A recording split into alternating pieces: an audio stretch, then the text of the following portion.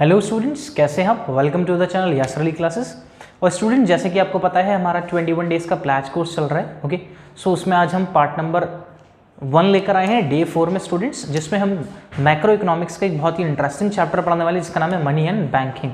आप लोगों ने बहुत अच्छे से पढ़ा होगा, आपको बहुत अच्छा चैप्टर भी लगा होगा क्लास 12th में। सो मनी एंड बैंकिंग को स्टार्ट करते हैं स्टूडेंट। ओके, और दोनों चैप्टर अलग अलग चैप्टर पढ़े थे, छोटे छोटे चैप्टर से, दोनों को इसी क्लास में हम वाइंड अप कर देंगे। ओके स्टूडेंट्स, तो मनी एंड बैंकिंग। सो देखिएगा स्टूडेंट्स, सबसे पहले बात करते हैं मनी। तो मनी से पहले स्टूडेंट्स अगर आप देखें तो बहुत सारे टॉपिक्स को एलिमिनेट कर दिया। मनी से पहले एक सिस्टम हुआ करता था जिसका नाम था बार्टर सिस्टम। जिसका नाम था क्या था? Barter system. तो बार्टर सिस्टम का मतलब क्या था? Exchange with commodity with commodity, exchange goods with goods. हम गुड्स के साथ गुड्स को एक्सचेंज कर देते थे, कमोडिटी से कमोडिटीज को एक्सचेंज करते थे। ओके, सो तो वहां पर क्या होता था स्टूडेंट कि मनी के अंदर जब मनी लाया क्यों गया, what was the reason behind this? Okay, कि मनी को कॉन्सेप्ट्स में लेकर आया गया। तो जब बार्टर सिस्टम था तो उस टाइम क्या होता था कि जो हमारे जितने भी कमोडिटीज थी हम उन्हीं को एक्सचेंज कर सकते थे, हम सर्विसेज को एक्सचेंज नहीं कर सकते थे। कैसे सर्विसेज को एक्सचेंज नहीं? ओके, जैसे मैंने आपको टीचिंग सर्विसेज दी, अब ये जरूरी नहीं है कि मैं आपसे भी कोई सर्विसेज बदले में लूंगा, लेकिन गुड्स में क्या था? गुड्स एक दूसरे से आपस में क्या हो जाते थे? एक्सचेंज हो जाते थे।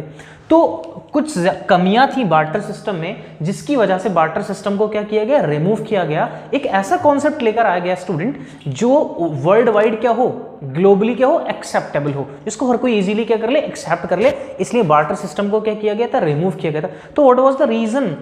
ओके, क्या रीजन थे बार्टर सिस्टम को रिमूव करने के? तो क्या क्या हो सकते हैं? हमसे ऐसे हम एकेडमिक्स के लिए नहीं पढ़ रहे स्टूडेंट, हम किसके लिए पढ़ रहे हैं? हम कॉम्पिटेटिव लेवल के लिए पढ़ रहे हैं। तो मैं लिखूंगा भी नहीं, सिर्फ मैं बताऊंगा क्या क्या रीजंस थे, ठीक है? और समझाना भी कुछ इतना जरूरी नहीं है। ओके, जैसे lack of double coincidence of wants, okay, पहला। ओके, दूसरा था हमारे पास लैक ऑफ स्टोरेज। ओके, तीसरा था हमारे पास lack of divisibility. Okay, lack of measure of value. Okay, तो ये रीजंस थे जिनकी वजह से हमने बार्टर सिस्टम को रिमूव किया और एक कौन सा कॉन्सेप्ट लेकर आए? मनी का कॉन्सेप्ट लेकर आए। तो what is money? Money is anything which is widely acceptable. Money कुछ भी हो सकती है जिसको हम क्या कर सकते हैं? वाइडली एक्सेप्टेबल, मतलब वर्ल्ड वाइड ग्लोबली वो क्या है? एक्सेप्टेबल है। ठीक है, सपोज करते हैं I have a 100 rupee of note, मेरे पास एक 100 रुपए का नोट है। ओके, अब ये जो 100 रुपए का मेरा नोट है, अब कुछ लोग समझते हैं कि मेरे पास ये नोट है तो ये मेरा अपना है। हमारी सिर्फ इसके पास मनी वैल्यू है स्टूडेंट, इसके अलावा हमारे पास कुछ नहीं है। ओके, ये तो भाई गवर्नमेंट ने, आरबीआई ने बनाया है, ठीक है, उसी को बिलोंग करता है। हमारे पास तो इसकी मनी वैल्यू है। हम उस 100 रुपए के नोट में कुछ कमोडिटीज को क्या कर सकते हैं? एक्सचेंज कर सकते हैं, लेकिन ये हमारा अपना नहीं है। क्या है? इसकी सिर्फ मनी वैल्यू हमारे पास है। तो एक ऐसा कॉन्सेप्ट लाइए जिसको क्या है? वाइडली क्या कर सकते हैं? एक्सेप्टेबल हो जाए। ठीक है, अब जो डिसएडवांटेजेस, ओके, जो कमियां किसकी थी? बार्टर सिस्टम की। वो सारी की सारी खूबियां किसकी थी? मनी के अंदर। तो मनी के 3 फंक्शंस होते हैं, याद रखिएगा। आपने बुक्स में हालांकि 2 पढ़े होंगे, लेकिन 3 फंक्शन परफॉर्म करती है मनी। ओके, सबसे पहला है हमारे पास प्राइमरी फंक्शन, दूसरा है सेकेंडरी फंक्शन, तीसरा है कंटिंजेंट फंक्शन। ओके, अब प्राइमरी फंक्शन क्या है मनी का? मेजर ऑफ वैल्यू और मीडियम ऑफ एक्सचेंज। ओके, अब हमसे इस तरीके से तो पूछता नहीं है, लेकिन कभी कभी ये पूछ लेता है कि कौन सा हमारा, जब भी हम 3 फंक्शंस पढ़ते हैं उसमें से कौन सा किसका पार्ट है? जैसे मीडियम ऑफ एक्सचेंज और measure of value is a part of primary function. Okay student, दूसरा है हमारे पास सेकेंडरी फंक्शन। सेकेंडरी फंक्शन में क्या आएगा? Okay, store of value, okay, transfer of value, ठीक है, standard of deferred payment. Standard of deferred payment का मतलब क्या है? In case of money future payments are possible, but in case of barter system ऐसा कुछ नहीं होता था भाई। हैंड टू हैंड हमें क्या करते हैं? गुड्स को एक्सचेंज करना है। ओके, नेक्स्ट आता है हमारे पास कंटिंजेंट फंक्शन। तो कंटिंजेंट फंक्शन में बहुत सारी चीजें आ सकती हैं, लाइक ये जो हमारी मनी है, money helps in estimating national income. Money किस में हेल्प करता है? हमारी नेशनल इनकम को एस्टिमेट करने में। जब हम नेशनल इनकम की डेफिनेशन पढ़ेंगे तो डेफिनेशन में कहता है national income is the sum of all money value. क्या है? All money value. सो जो हमारे पास नेशनल इनकम है उसको एस्टिमेट करने के लिए, और नेशनल इनकम को एस्टिमेट करने के लिए स्टूडेंट एक ऑर्गेनाइजेशन, इसका नाम है CSO, सेंट्रल स्टैटिस्टिकल ऑर्गेनाइजेशन। क्या है उसका नाम? Central statistical organisation. Central statistical organisation, ठीक है। इसमें से जनरली क्या क्वेश्चन पूछा जाता है वो समझिएगा। सबसे पहले आता है हमारे पास मनी सप्लाई। सबसे पहले हमारे पास आता है व्हाट इज मनी सप्लाई। तो मनी सप्लाई क्या होती है? एक पर्टिकुलर पॉइंट ऑफ टाइम पर पूरे इकोनॉमी में कितना क्या है? मनी का स्टॉक है। ओके, अब ये चीज आप पढ़ोगे जब हम chapter introduction to macroeconomics पढ़ेंगे, उसमें एक कॉन्सेप्ट होगा स्टॉक और फ्लो का, ठीक है, वो 12th की वीडियो अपलोड की गई है, अगर आप चाहें तो वहां से स्टॉक एंड फ्लो का डिफरेंस देख सकते हैं स्टूडेंट, ठीक है। तो मनी सप्लाई क्या है, मनी सप्लाई वो है okay at a point of time, at a point of time पूरे इकोनॉमी में कितना स्टॉक है किसका, मनी का, at a particular point of time. और जब हम किसी चीज को particular point of time measure करते हैं तो वो कॉन्सेप्ट हो जाता है हमारा स्टॉक कॉन्सेप्ट। कौन सा कॉन्सेप्ट हो जाता है, स्टॉक कॉन्सेप्ट। सो ये क्वेश्चन जनरली पूछ लिया जाता है कि मनी सप्लाई कौन सा कॉन्सेप्ट है, तो मनी सप्लाई कौन सा कॉन्सेप्ट है, it is a stock concept because it is measured eight a particular point of time. हम उसको कैसे मेजर कर सकते हैं, पर्टिकुलर पॉइंट ऑफ टाइम पर हम उसको क्या कर सकते हैं, मेजर कर सकते हैं, ठीक है। सो मनी सप्लाई क्या होता है, मनी सप्लाई करता कौन है, मनी सप्लाई को कंट्रोल क्या कर जाता है, कंट्रोल किया जाता है। मनी सप्लाई को कौन करता है, कंट्रोल और रेगुलेट, क्या किया जाता है, कंट्रोल और रेगुलेट। तो मनी सप्लाई को कंट्रोल और रेगुलेट कौन करती है, बताइए स्टूडेंट, कौन करती है, yes very good, RBI, reserve bank of India, reserve bank of India, ठीक है। अब आरबीआई, अब इससे आरबीआई से क्वेश्चन बन सकता है स्टूडेंट। तो सबसे पहले आरबीआई एक्ट कब आया, दो क्वेश्चन बन सकते हैं कि आरबीआई एक्ट कब आया, ठीक है, और आरबीआई कब स्टैब्लिश हुआ, दो क्वेश्चन बन गए, ओके। आरबीआई किस डेट में आया, किस ईयर में आया, और आरबीआई कब स्टैब्लिश हुआ, ठीक है स्टूडेंट। ये क्वेश्चन मेरा आपसे है, ये क्वेश्चन मेरा आपसे है, ठीक है। एक तो 1934 ईयर है और एक 1935 ईयर है स्टूडेंट, ओके। एक 1934 है और एक 1935 है।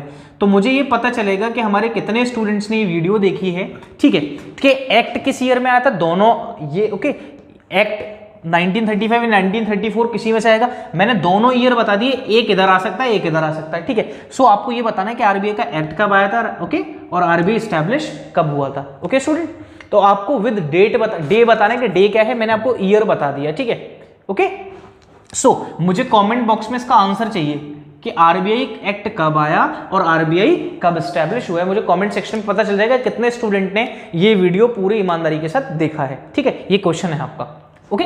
सो आरबीआई क्या करता है, मनी सप्लाई को कंट्रोल करता है एंटायर इकोनॉमी में, और क्या करता है, रेगुलेट करता है। जितनी भी मनी सप्लाई उसको कौन कंट्रोल करेगा, आरबीआई। अब कंट्रोल कैसे करेगा वो हम नेक्स्ट चैप्टर में पढ़ेंगे, मतलब इसका जो नेक्स्ट पार्ट है कौन सा, बैंकिंग पार्ट में पढ़ेंगे, ठीक है। बात समझ में आ गई इतनी। उसके बाद आता है measures of money supply, okay, measures of money supply. So measures of money supply का क्या है कि हम मनी सप्लाई को क्या कर सकते हैं, मेजर कर सकते हैं। अब मेजर करने पे चार चीजें मिली हमें, M1 मिला, M2 मिला, M3 मिला और M4 मिला, ओके।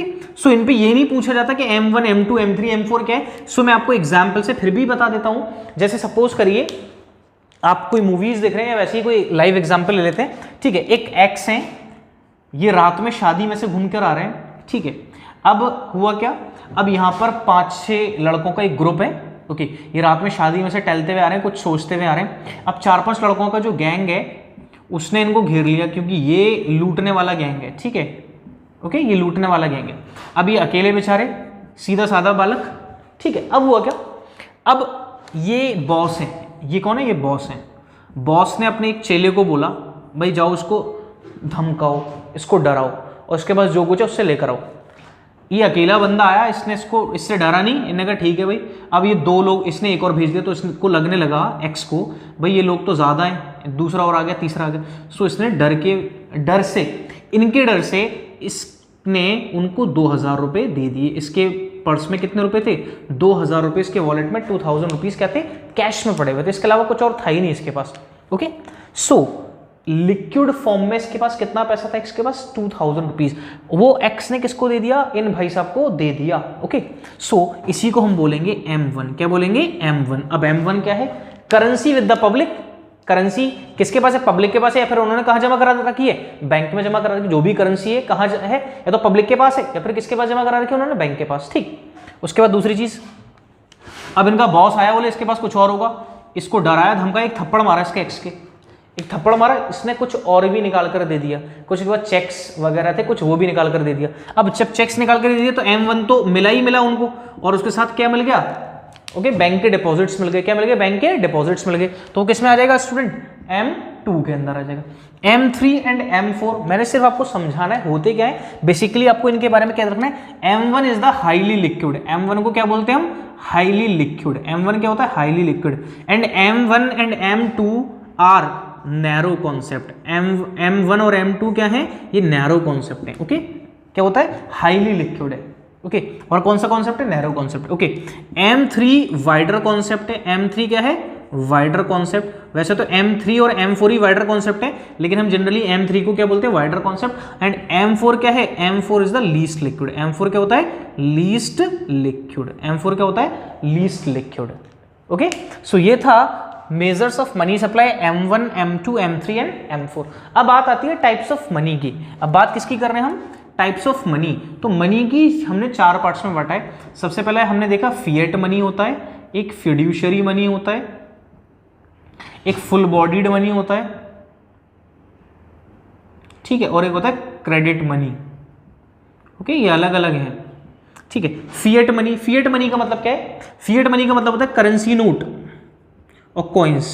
अब देखो इसमें क्या है, फिएट मनी में पीपल्स क्या है, और peoples are legally bound to accept it. कोई भी इसको इनकार करने से, इसको एक्सेप्ट करने से डिनाई नहीं कर सकता, सबको ये कबूल करना पड़ेगा। ओके, फिड्यूशियरी मनी क्या आता है, लाइक चेक्स, ड्राफ्ट्स। ओके, हो सकता है फिड्यूशियरी मनी के लिए लोग मना करते हैं, नल है चेक्स, ठीक है, उन्हें कैश में पेमेंट चाहिए।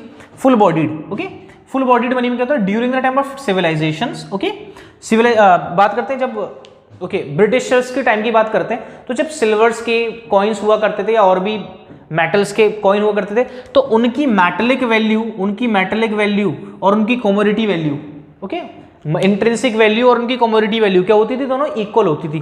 क्या होती थी, दोनों इक्वल। ओके, उसको बोलते थे फुल बॉडीड मनी। अब अगर हम देखें क्रेडिट मनी, अब हम क्या देखें, क्रेडिट मनी। जैसे हमारे पास एक 50 रुपए का नोट है।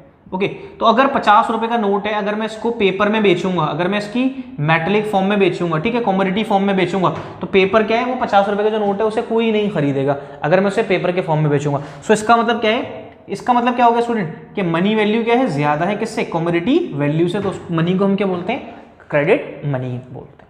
ओके, तो this is whole about concepts of money. ये पूरा का पूरा किसका कॉन्सेप्ट है स्टूडेंट, मनी। सर हमने तो इसको 1-2 दिन में पढ़ा था, इस पूरे चैप्टर को आपने तो इतने से प्रिसाइज करके पढ़ा दिया। यस बेटा, प्रिसाइज करके ही पढ़ना है हमें। एकेडमिक्स और कॉम्पिटिटिव में यही डिफरेंस होता है, ठीक है, एकेडमिक्स और कॉम्पिटिटिव में। ओके, अब इससे रिलेटेड क्वेश्चंस अगर आपके पास हो तो आप मुझसे जरूर पूछेगा। मैं कुछ क्वेश्चंस क्लास जब एंड करेंगे तो क्लास के एंड में आपसे कुछ क्वेश्चंस पूछेंगे, ठीक है। उसके बाद हम अपने कॉन्सेप्ट पे चलते हैं स्टूडेंट। वो कॉन्सेप्ट है हमारा बैंकिंग। और जैसे कि मैंने बताया था आपको ये आंसर करना है कि आरबीआई का एक्ट कब आया था और आरबीआई कब एस्टैब्लिश हुआ था, कमेंट सेक्शन में आपको मुझे बताना है। ओके, ठीक है स्टूडेंट। चलो अब हम देखते हैं बैंकिंग का कॉन्सेप्ट, कि बैंकिंग क्या होता है। ओके, बैंकिंग में क्या क्या चीजें हमें पढ़नी है, क्या क्या इंपॉर्टेंट है, ठीक है। सो अब बात करते हैं बैंकिंग की। अब एक चीज याद रखो स्टूडेंट, बैंकिंग सर्विसेज होना भी बहुत जरूरी है। भाई बैंक से क्या होता है, मनी सर्कुलेट होती है। बैंक क्या करते हैं, मनी का मूवमेंट करते हैं पूरे इकोनॉमी में। क्या करते हैं, मनी का मूवमेंट होता है, ठीक है। अब देखो कैसे होगा, तो बैंक की अगर हम बात करें तो बैंक क्या है, बैंक्स फाइनेंशियल इंस्टीट्यूशंस हैं, ठीक है। बैंक्स क्या करते हैं, वो इंस्टीट्यूशन है, हमारे डिपॉजिट को एक्सेप्ट करते हैं। क्या करते हैं, हमारे डिपॉजिट को एक्सेप्ट। सो अगर हम बैंक्स को बात करें तो 2 तरीके के बैंक्स हैं इंडिया में। कौन कौन से बैंक है, एक तो होता है कमर्शियल बैंक, ठीक है। कमर्शियल बैंक एक नहीं होता सर, बहुत सारे होते हैं, हाँ, लेकिन हम तो कमर्शियल बैंक लिखा है ना हमने यहाँ पे, ठीक है। एक होता है हमारा सेंट्रल बैंक, तो ये तो सेंट्रल बैंक तो एक ही होता है। और हमारे कंट्री का सेंट्रल बैंक कौन सा है, RBI, reserve bank of India. और कितने रिजर्व बैंक्स हैं इंडिया में, कितने रिजर्व बैंक्स हैं, कितने रिजर्व बैंक्स हैं इंडिया में। हर कंट्री का अपना एक सेंट्रल बैंक होता है, ठीक है। इसको हम किस नाम से जानते हैं, अपने कंट्री का आरबीआई। ओके, अब एक क्वेश्चन और निकला, ये क्वेश्चन भी आपको कमेंट सेक्शन में बताना है मुझे, ठीक है। आरबीआई कहां पर स्टैब्लिश्ड है, ठीक है, आरबीआई कहां पर है, आरबीआई स्टैब्लिश्ड कहां पर है, ये क्वेश्चन आपका है, ठीक है। आरबीआई कहां स्टैब्लिश्ड है। अब मैं ऑप्शन दे देता हूं आपको, ऑप्शन देख के बताने, मुंबई, ओके, वीडियो को पॉज करके इसका आंसर देना, मुंबई, दिल्ली, कोलकाता या फिर सिक्किम। चलो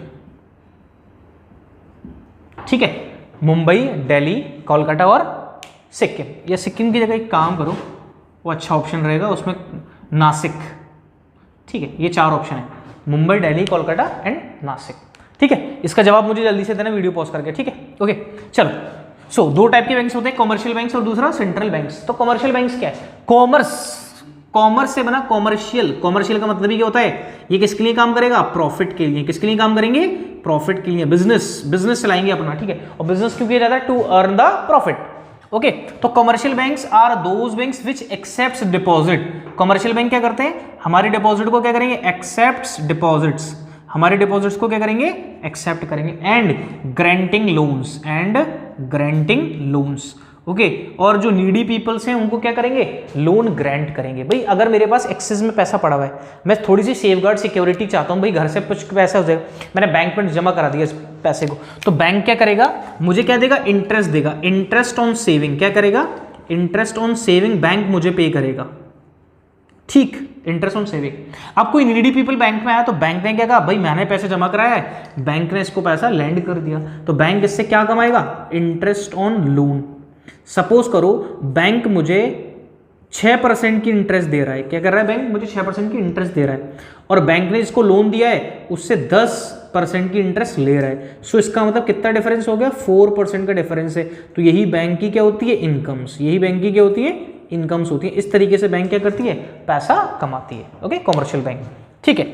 ओके, अब कमर्शियल बैंक की अगर हम बात करें फंक्शंस की, कि कमर्शियल बैंक के फंक्शंस क्या हैं, तो सबसे पहला फंक्शन है, प्राइमरी फंक्शन में यही आ गया, accepting deposits and granting loans. Okay, अब एक्सेप्टिंग डिपॉजिट्स भी अलग अलग तरीके से कर सकता है। कितने तरीके से बैंक डिपॉजिट कर सकता है एक्सेप्ट, भाई सबसे पहला हमारा सकता है current account, okay, saving account और फिक्स्ड डिपॉजिट। सेविंग, करंट और फिक्स्ड। ओके, सेविंग किसके लिए होता है, फॉर हाउस होल्ड पर्पज, जो हम अपना पैसा सेव करते हैं। करंट अकाउंट यूज करते हैं बिजनेसमैन, क्योंकि उस पर कोई अपर कैप नहीं होती। अगर हम बात करें, अगर हम तीनों अकाउंट की बात करें, एक है हमारे पास करंट, ठीक है, दूसरा है हमारे पास सेविंग, तीसरा है हमारे पास फिक्स्ड डिपॉजिट, ठीक है।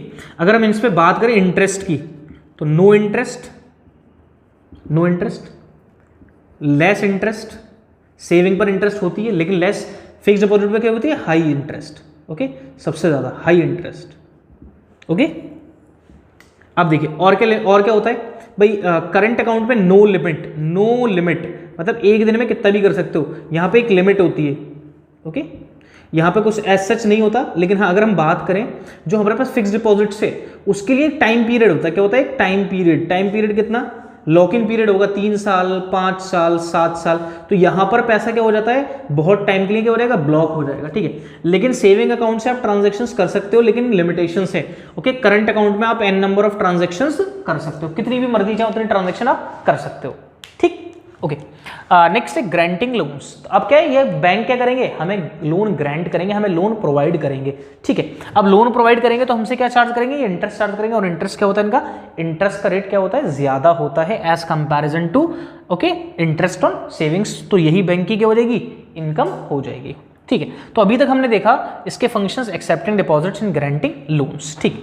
अब इसके और क्या क्या फंक्शंस आते हैं, ओके, एक आता है लॉकर फैसिलिटी। क्या होता है, locker facility. Okay, commercial bank क्या प्रोवाइड कराता है, लॉकर फैसिलिटी। जैसे अगर मैं रीसेंट मूवी का एग्जांपल, तो है तो रीसेंट नहीं, फिर भी कई साल हो गए उसको, ओके, धूम 3। तो धूम 3 में आमिर खान क्या करता है, अब बैंक में क्या होता है, लॉकर होता है, तो लॉकर में आप अपनी कीमती प्रेशियस चीजें रख सकते हो। ओके, तो लॉकर फैसिलिटी कौन प्रोवाइड कराता है, कॉमर्शियल बैंक, ठीक है। ट्रेवलर्स चेक, क्या है, ट्रेवलर्स चेक। ओके, अब ट्रेवलर्स चेक का मतलब क्या है, अगर किसी को कोई ट्रैवल कर रहा है, अगर कोई ट्रैवल कर रहा है, ठीक है, और उसको डर है कि भाई रास्ते में उसे लूट लिया जाएगा, वो कहीं जा रहा है, रास्ते में उसे लूट लिया जाएगा, किसी कंट्री में, कहीं पर फ्लाइट में, कुछ भी हो सकता है। सो इसने क्या किया, अपने बैंक के पास गया, तो बैंक से क्या कहेगा, एक रिक्वेस्ट करेगा कि भाई मुझे डर है, ठीक है, मैं अपने पैसे को जो कैश लेकर जा रहा हूँ उसे एक सेफगार्ड प्रोवाइड करना चाहता हूँ। तो बैंक क्या करेगा, ठीक है, हम आपको एक ट्रेवलर चेक दे देते हैं, आपको कुछ भी काम करना है, शॉपिंग्स करनी है, कुछ भी करना है आपको, ओके, फूडिंग, लॉजिंग, बोर्डिंग, सारी चीजें आप किससे कर सकते हो, ट्रेवलर्स चेक से कर सकते हो, ठीक है। उसके बाद जो मोस्ट इंपॉर्टेंट एक और चीज होती है कमर्शियल बैंक का जो फंक्शन है, वो है क्रेडिट क्रिएशन। क्या होता है वो, credit creation. Okay, credit creation क्या होता है, क्रेडिट क्रिएशन, कि क्रेडिट को क्या करता है, क्रिएट करता है। अभी 5 मिनट पूरे इस टॉपिक पे देंगे, ठीक है, इसको अच्छे से समझेंगे, क्रेडिट क्रिएशन। ओके, और बताइए और क्या क्या फीचर्स हो सकते हैं कमर्शियल बैंक के, बहुत सारे फीचर्स हो सकते हैं कमर्शियल बैंक के। लाइक क्या हो सकता है, ओके, ब्रोकरेज। ओके, क्या है ये ब्रोकरेज, भाई क्या है, आपसे ब्रोकरेज और कमीशन चार्ज करेगा, ठीक है। आप क्या कर सकते हो, buying and selling of securities, buying and selling of securities, securities को क्या कर सकते हो, बाय और सेल कर सकते हो, ठीक है। बैंक क्या है, एक एजेंसी फंक्शन है, एक एजेंट होता है, ठीक है। बैंक क्या है, कमर्शियल बैंक एजेंट होता है, एजेंसी फंक्शन परफॉर्म करता है, ठीक है। और क्या है, bills of exchange, bills of exchange को क्या करता है, डिस्काउंट, क्या करता है, बिल्स ऑफ एक्सचेंज को डिस्काउंट। क्लास 11th में एक चैप्टर पढ़ता है बिल्स ऑफ एक्सचेंज। डिस्काउंट का मतलब क्या होता है भाई, अगर सपोज करिए ड्रॉर है, एक ड्रॉई है, ठीक है, ड्रॉई ने बिल एक्सेप्ट करके ड्रॉर को दे दिया, तो ड्रॉर क्या करता है, बिफोर मैच्योरिटी बैंक से पैसे डिस्काउंट कराकर ले आता है, ठीक है। तो बैंक क्या है, एक क्या कर रहा है, उसको एक फैसिलिटी प्रोवाइड करा रहा है, किसकी, discounting of bills of exchange की। तो there are various functions perform by commercial bank, okay.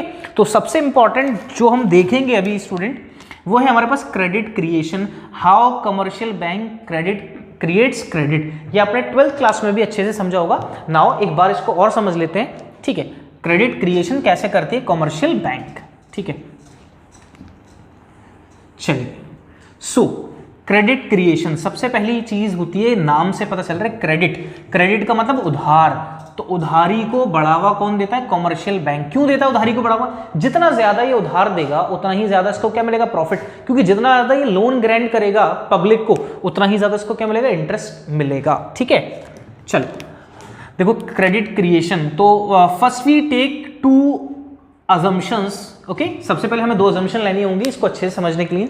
सबसे पहली अजम्पशन है ऑल बैंक्स, सबसे पहली अजम्पशन है आपकी all banks treated as 1 unit, all banks treated as 1 unit. जितने भी बैंक्स हैं सारे के सारे क्या माने जाएंगे, एक ही यूनिट माने जाएंगे, ओके। अब ये नहीं है कि एक एसबीआई हो गया, एक पीएनबी हो गया, आईसीआईसीआई, कोटक, एचडीएफसी, सारे, ठीक है, एक ही बैंक मानेंगे उनको, okay.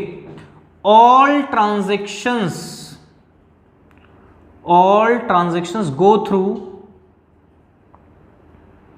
Go through the banks.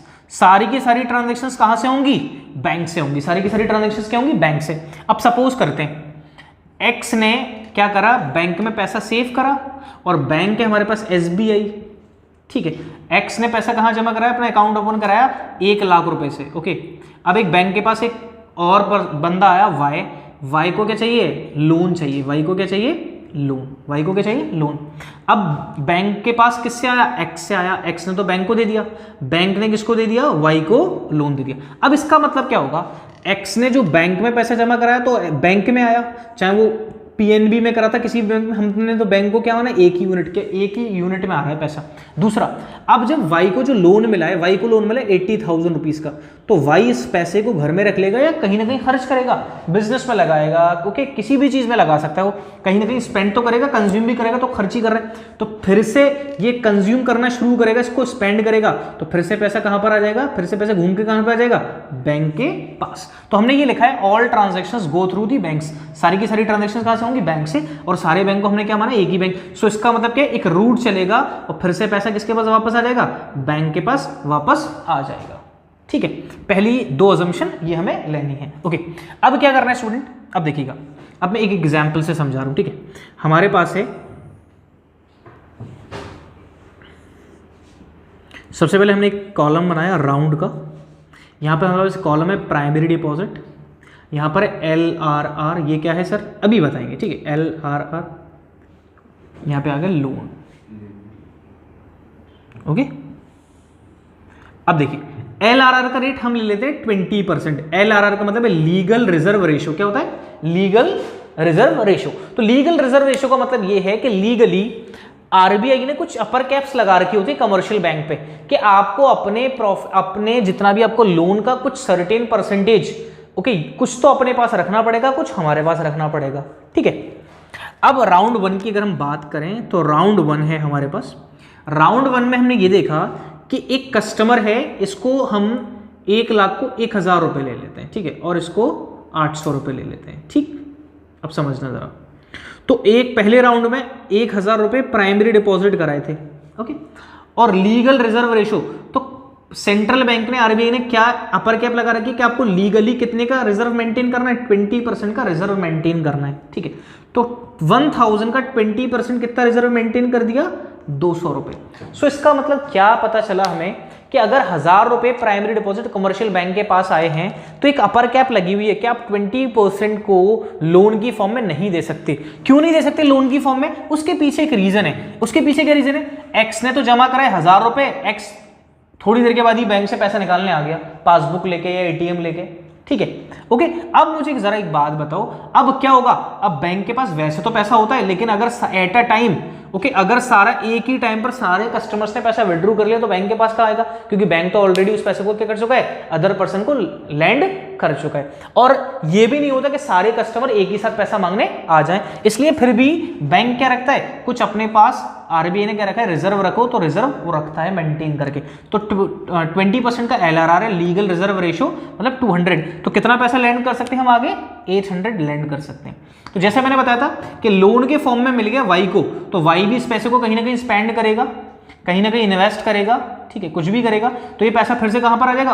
कहां पर आ जाएगा? बैंक के पास। तो राउंड 2 में अगर हम आए तो राउंड 2 में हमें क्या मिला? प्राइमरी डिपॉजिट बैंक में कितना जमा करा दिया उसने? 800 रुपए। फिर कितना रिजर्व मेंटेन कर रहे हैं? 20%। 20% का मतलब 160। कितना बचेगा यहाँ पे? 640, ठीक है। फिर अगला राउंड फिर आएगा। अगला राउंड में क्या होगा भाई? बैंक में अब कितने पैसे जमा करा दिए? 640, तो बैंक में आ गए ये पैसे फिर से 640, ओके। फिर क्या होगा? फिर लीगल रिजर्व रेशियो 20%, कितना हो जाएगा? 128, और ये हो जाएगा 512। ये कहानी ऐसे ही चलती रहेगी। ये कहानी कहाँ चलती रहेगी? ऐसे ही चलती रहेगी। और कहाँ खत्म होगी वो समझ लेते स्टूडेंट्स, ठीक है। तो मनी मल्टीप्लायर का एक फॉर्मूला होता है, किसका? Money multiplier, okay, money multiplier. और ये मनी मल्टीप्लायर आपने इनकम डिटरमिनेशन में भी पढ़ा। मनी मल्टीप्लायर का फॉर्मूला है 1/LRR। क्या होता है? 1/LRR, लीगल रिजर्व रेशियो, ठीक है, 1/LRR। तो 1/LRR का रेट कितना है? 20%। तो 20% ऐसे ही तो लिखा जाता है, ये 5 टाइम्स। सो इसका मतलब क्या हो गया? मनी मल्टीप्लायर कितना हो गया? 5 टाइम्स। कि आपने जितना भी प्राइमरी डिपॉजिट किया होगा, मनी मल्टीप्लायर उसके कितना होगा? 5 टाइम्स। तो मनी मल्टीप्लायर कितना हो गया? मनी मल्टीप्लायर 1000 इंटू 5 कितना हो गया? 5000। कितना हो गया? 5000 रुपए, ठीक है। क्लियर हो गया या नहीं? तो मनी मल्टीप्लायर कितना होगा? 5000। सो इसका मतलब एक चीज हमें ये पता चली कि जो हमारे पास ये एलआरआर जो होगा, ठीक है, ये हमारे पास होगा 1000, जब तक ये 1000 नहीं हो जाएगा, और जब तक ये कितना नहीं हो जाएगा? 4000 रुपए। दोनों मिलाकर कितने हो जाएंगे? 5000 रुपए। दोनों मिलाकर कितने होंगे? 5000 रुपए, ठीक है। सो मैंने इसके पीछे का लॉजिक बताया। अब मैं आपसे कुछ ट्रिकी चीजें समझाता हूं जो एग्जाम में पूछी जाती हैं। सपोज करो अगर LRR 10% हो जाए, LRR कितना हो जाए? 10%, तो मनी मल्टीप्लायर कितना हो जाएगा? क्रेडिट क्रिएशन कितना हो जाएगा भाई? 1/10% का मतलब कितना हो गया? 10 टाइम्स। कितना हो गया? 10 टाइम्स। सो एक जिस्ट निकल कर आई यहां से। एक जिस्ट क्या निकल कर आई? ओके, उसको हमेशा याद रखिएगा। Money multiplier and LRR, money multiplier और LRR, इसमें कौन सा रिलेशन है? इसमें रिलेशन कौन सा है? इनवर्स। कौन सा रिलेशन है? इनवर्स। क्यों है इनवर्स रिलेशन? क्यों है अपोजिट रिलेशन? जहां पर रेट 20% था वहां मल्टीप्लायर कितना आया? 5। मतलब रेट है 20%, रेट ज्यादा है और मल्टीप्लायर कितना आया? कम, 5। रेट हो गया कितना? 10%, और मल्टीप्लायर कितना आ गया? मल्टीप्लायर कितना आएगा? 10 टाइम्स। तो 10 टाइम्स का मतलब कितना हो गया? 10,000। सो जहां पर दोनों में कौन सा रिलेशन है? जैसे ही LRR का रेट डिक्रीज हुआ, मल्टीप्लायर क्या हो गया? इंक्रीज हो गया। मल्टीप्लायर क्या हो गया? इंक्रीज हो गया, ठीक है। बात समझ में आ गई? क्लियर हो गया इतना? सो ये था हमारे पास हाउ टू क्रिएट क्रेडिट, कि क्रेडिट कैसे क्रिएट करती है commercial bank. Okay, first we take 2 assumptions. हमें सबसे पहले ये 2 अजम्पशन लेनी पड़ेंगी, तभी हम उस चीज को समझ पाएंगे, ठीक है। क्लियर हो गया इतना? अब उसके बाद हमारे पास आता है सेंट्रल बैंक। सब उसके बाद क्या था हमारे पास? Central bank. तो सेंट्रल बैंक क्या है? Central bank is an apex institute. Central bank है एक एपेक्स इंस्टीट्यूट है। एपेक्स का मतलब सुप्रीम, सबसे आला, सबसे ऊंचा, ठीक है, ओके।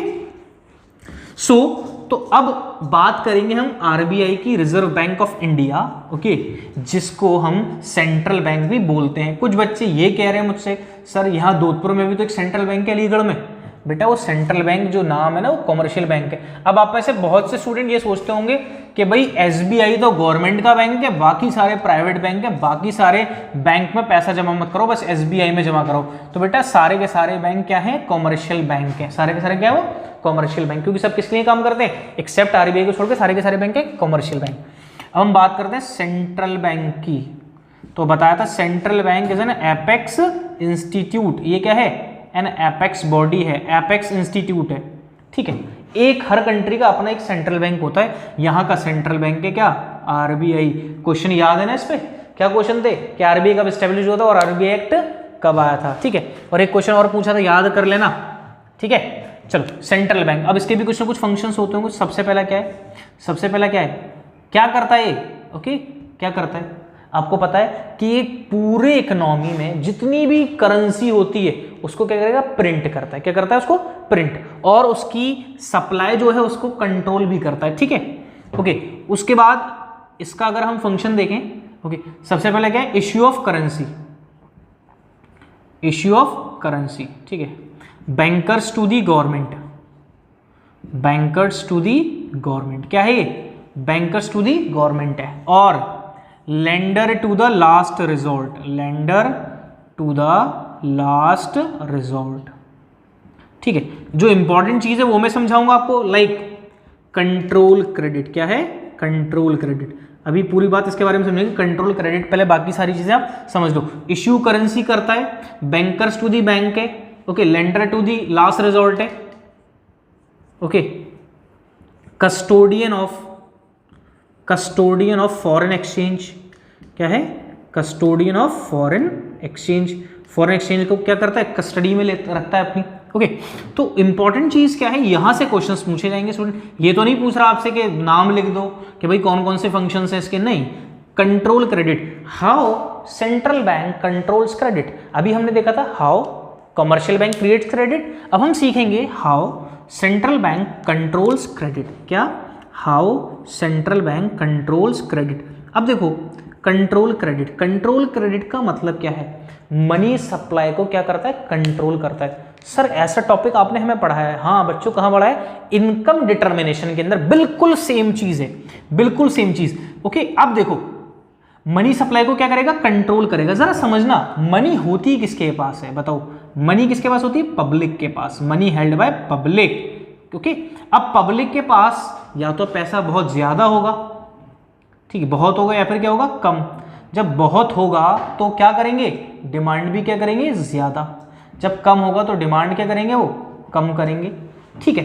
अब बैंक क्या करता है, या तो भाई कंट्रोल का मतलब क्या होता है, या तो अगर कम है, रिसेशन, भाई हमारे पास दो टाइम पीरियड होते हैं ना, एक डिप्रेशन है ना, ओके, भाई हमारे पास दो पीरियड होते हैं, एक कौन सा होता है, डेफिशिएंट, एक एक्सेस, भाई एक डिप्रेशन आ गया। भाई अब यहां पर समझते हैं हमारे पास इकोनॉमी में कैसे इन चीजों को डील किया जा सकता है। भाई कहीं तो डिमांड ज्यादा होगी किससे, सप्लाई से, और कहीं क्या होगा, सप्लाई ज्यादा होगी किससे, डिमांड से, ठीक है। इन्फ्लेशन और डिफ्लेशन, ऐसे लिख लो इसको, इन्फ्लेशन और डिफ्लेशन, इन्फ्लेशन और डिफ्लेशन। तो इन्फ्लेशन और डिफ्लेशन को पूरे इकोनॉमी में कंट्रोल कौन करता है, आरबीआई कंट्रोल करता है। इसके पास कुछ अपने मेजर्स हैं जिससे ये क्या कर सकता है, कंट्रोल। कंट्रोल का मतलब बढ़ा भी सकता है, ओके, और कम भी कर सकता है। कंट्रोल करना, अगर बहुत कम है तो बढ़ाना पड़ेगा, कम बहुत ज्यादा है तो कम करना पड़ेगा, ठीक है। अब देखो इसके पीछे क्या क्या मेजर्स होते हैं, कुछ क्वालिटेटिव होते हैं, कुछ क्वांटिटेटिव होते हैं, क्वांटिटेटिव और क्वालिटेटिव, ठीक है। अब देखो क्वांटिटेटिव में आता है सबसे पहले बैंक रेट, क्या आता है सबसे पहले, bank rate, okay. Bank rate is that rate at which central bank lends money to the commercial bank. Central bank किसको पैसा लैंड करती है, कमर्शियल बैंक को पैसा क्या करती है स्टूडेंट, लैंड करती है, ठीक है, फॉर लॉन्ग टर्म पर्पस। किस पर्पस के लिए, लॉन्ग टर्म के लिए, ठीक है।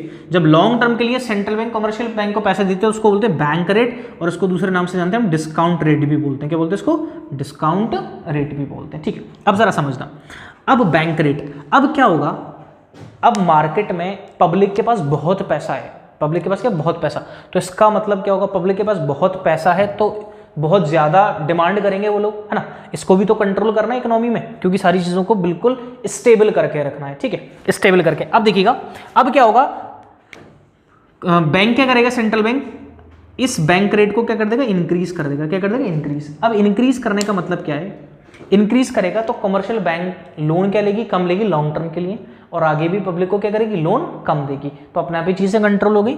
उसके बाद आता है रेपो रेट। उसके बाद क्या आता है, रेपो रेट।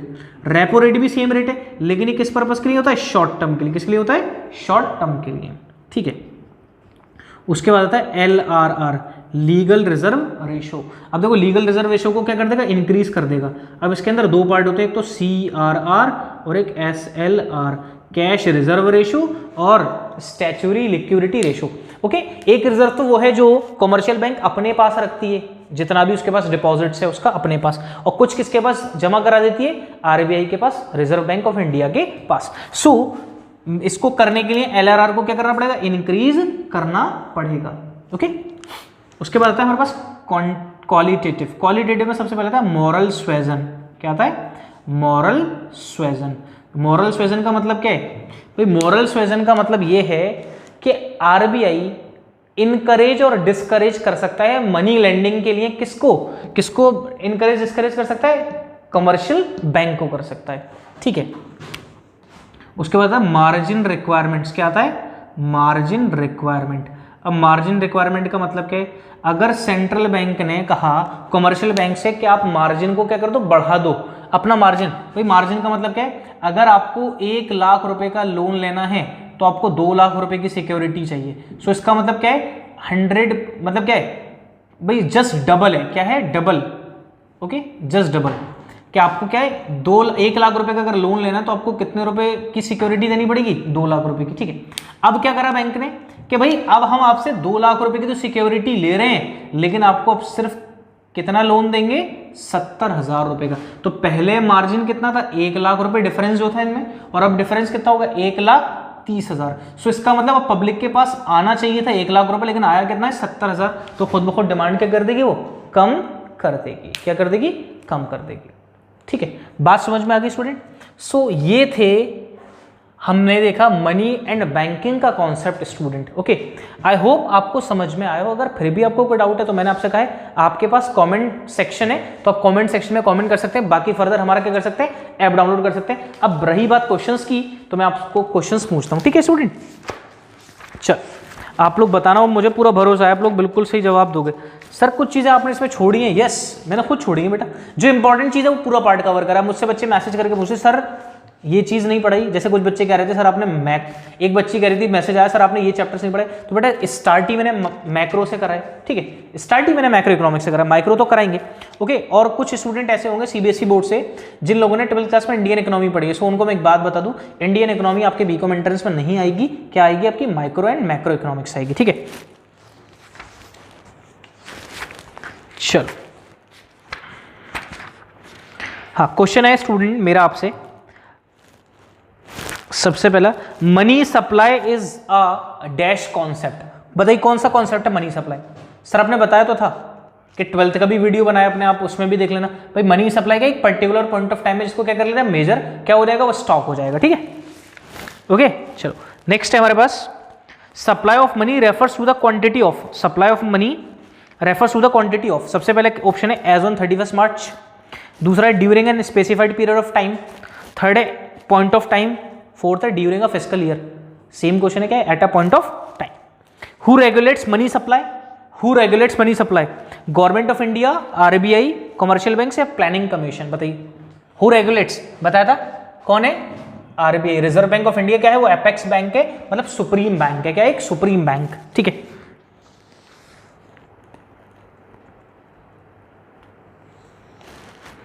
ओके, चलो नेक्स्ट पे आ जाते हैं। मनी से कुछ पूछते हैं आपसे।